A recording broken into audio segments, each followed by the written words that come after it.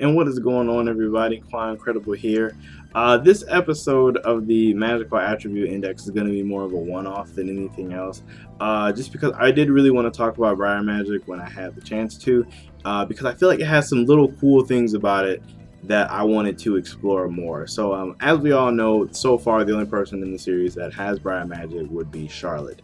We have seen very similar magics just because like a lot of the plant type magics kind of go together a little bit, like when Mimosa has plant magic, or like that random purple or that random purple orca dude had like poison plants. And there's a couple people with tree magic. William has world tree. So it's like all the plant magic are really similar, but they're all very different at the same time. So like a briar, in case anybody is wondering, I googled it.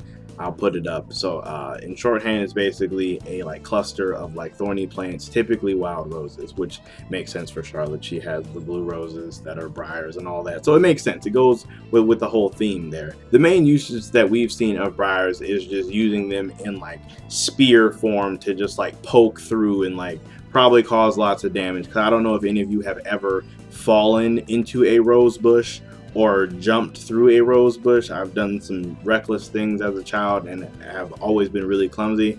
And let me just tell you, falling into a bush of briars, not fun. Not fun at all. And there's nothing fun about it. That stuff hurts. So magically reinforced briars, probably extremely dangerous as well. Like I was just saying, primarily used to stab people with a massive briars, which is extremely devastating with all of the small like cuts and lacerations it can do. But a lot of the cool things with like how she can use it, because she doesn't even have to, or not necessarily her, but it in general doesn't even have to be used in such a brutish way.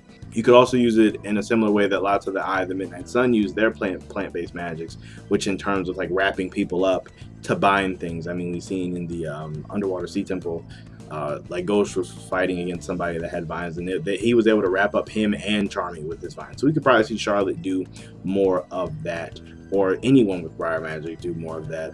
I do think it is quite interesting that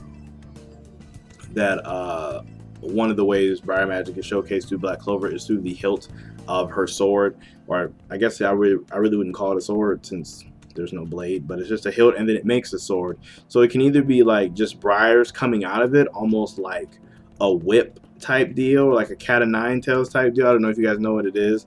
I always thought that was interesting that you can use that whole thing to like wrap people up, or just make it go straight sword mode where it's like just straight blue lightsaber energy. That part has always been really interesting. I don't know. I don't necessarily think that the pure energy coming out of the hilt is Briar Magic. I think that's just magic, with Briar Magic being a part of it.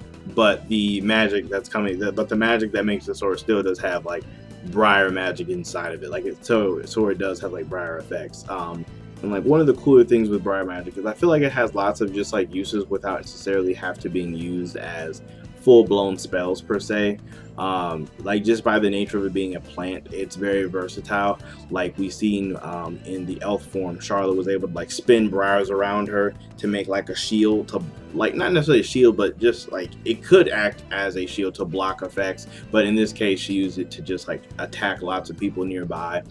She had this instance where it was used to, she like threw the sword out and like briars like surrounded Yami and were about to like enclose on him. So like that's a really, like honestly, lots of people will kind of just be screwed right there, just because you really can't get out. I mean, Yami was able to get out because he has the like black hole or dark hole that sucked the magic inside of it. But for the most part, that's pretty useful. One of the cooler things with Briar Magic in like a battle is, say per se, you could just leave briars everywhere. Like as you're fighting, you could just leave them all over the like ground and scattered.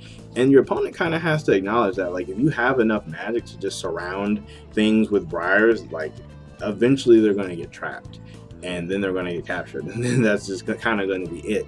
One of the cooler points to it is, and it is like initially it is a plant-based thing, but the flowers also had effects. And this is the reason why I really enjoy Briar Magic, is because the smell Yami noted was messing with his senses. So Yami has ki, so take it if she was fighting a regular person who doesn't have as good as sensing or ability to dodge using their senses as Yanni, that would really ruin somebody. Like Briar Magic with that extra effect to have smells ruin people's senses is so good. It really reminded me a lot of for any of you Bleach watchers, Shinji. His Shikai, he had that weird sword that he would like spin and it would release a smell that would it would like invert your senses. So like up was down, down was up, left was right, and it would be really difficult to move and fight in that scenario. I feel like Briar Magic could do something similar depending on what the smell effects could be. I don't know if it could only just baseline effect senses, or if you could really, like, maybe not to that level invert all of your senses, but you could even possibly have a sleep effect. Like I know you see in like lots of plants can have sleep effects, or a poison effect. You could just straight poison somebody with it possibly, or you could just keep it how it is and it could just mess with somebody's senses. I feel like Briar Magic is definitely really good for any type of like magical upgrade in terms of like ruins or monozone. Being able to cast briars from all crazy directions is extremely useful in a lot of different scenarios, as well as I feel like runes would be really powerful with briars to be able to give them more commands. You could easily set up for more traps, because I feel like Briar Magic definitely excels at trapping people, just because like they're vines, so like it's just naturally designed to trap people, which is really cool. And with the runes, you could possibly give them some of the effects that I was talking about. If runes are able to change the smells or actions or effects of things, that could be a thing that the runes could do to the flowers on the briars.